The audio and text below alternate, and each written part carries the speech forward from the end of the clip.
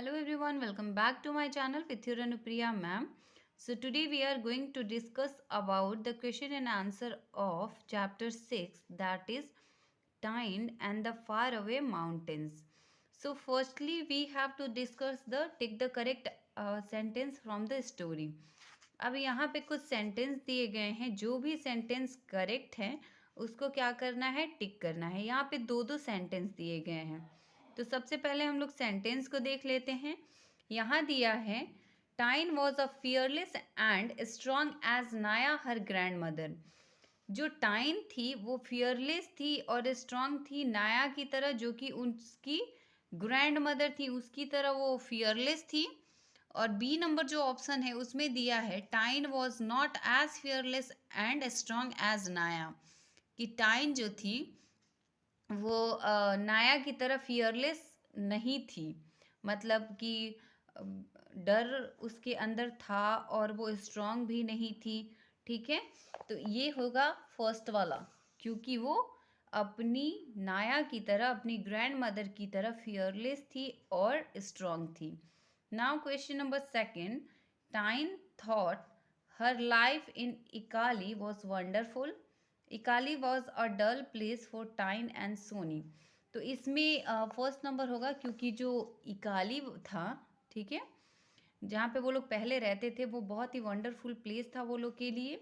Now third, women were allowed to work as porter in those day. मतलब कि उन दिनों में वुमेन्स को अलाउ किया गया था कि वो कूली का काम कर सकते थे।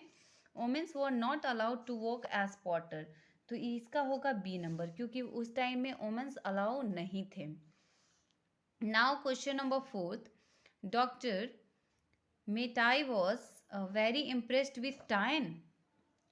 Doctor Metai was very impressed with Tine. Doctor Metai जो थे वो टाइन से बहुत ज़्यादा इम्प्रेस हुए या डिसअपॉइंटेड हुए? तो इम्प्रेस हुए, तो ये ए नंबर होगा। Now fifth number, Tine climb Mount Everest easily as the weather was good. Tine जो थी वो बहुत ही इजीली माउंटेन पे चढ़ गई क्योंकि वेदर जो था वो बहुत ही अच्छा था। No, the climb to Everest was difficult as weather was bad. मतलब कि एवरेस्ट पे चढ़ना बहुत ही डिफ़िकल्ट था क्योंकि वेदर जो था वो ख़राब था। तो ये बी नंबर जो है ये करेक्ट होगा।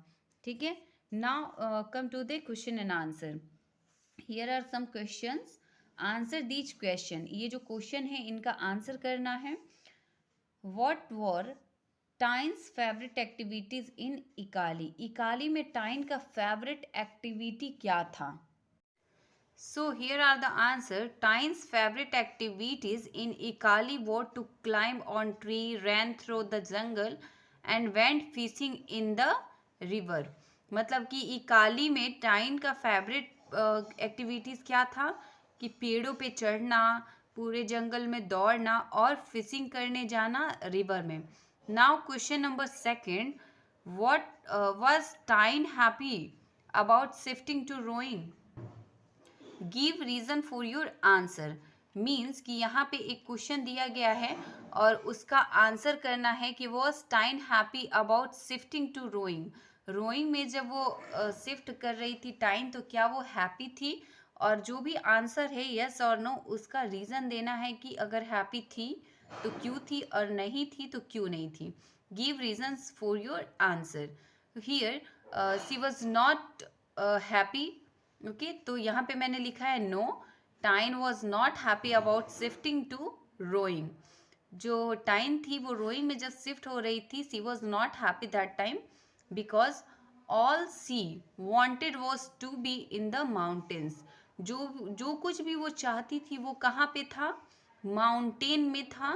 ठीक है, जो कि इकाली में था। Okay, now question number third, why did Tine dress up as a boy to become a Potter.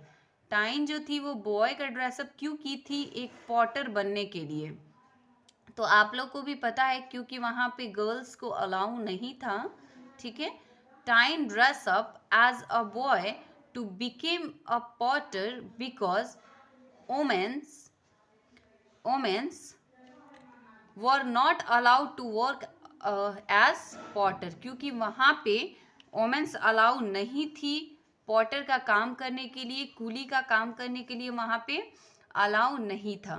ठीक है, now question number 4th, here are question number 4, who was doctor Metai and how did he help टाइन?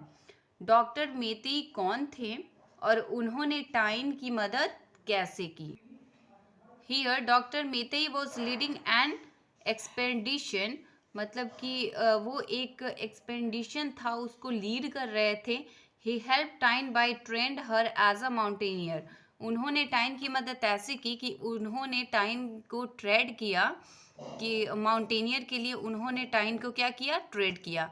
Now question number 5th, what made it so difficult to climb from the second camp two the final camp? Means कि second camp से लेके final camp तक जाने में क्या क्या difficulty हुई और कैसे डिफ़िकल्ट हुआ वो। तो आप लोग को भी पता है कि वेदर तो जो था वो सपोर्ट नहीं कर रहा था। The weather had worst and it made so difficult to climb from the second camp to the final camp. The weather had worsened and it made so difficult, मतलब कि वेदर जो था वो बहुत ही ज़्यादा खराब हो गया था, बैड हो गया था, जिसकी वजह से बहुत ही डिफ़िकल्ट था सेकंड कैंप से फाइनल कैंप में जाना। It is your question and answer. So hope कि आप लोग को ये समझ में आया होगा।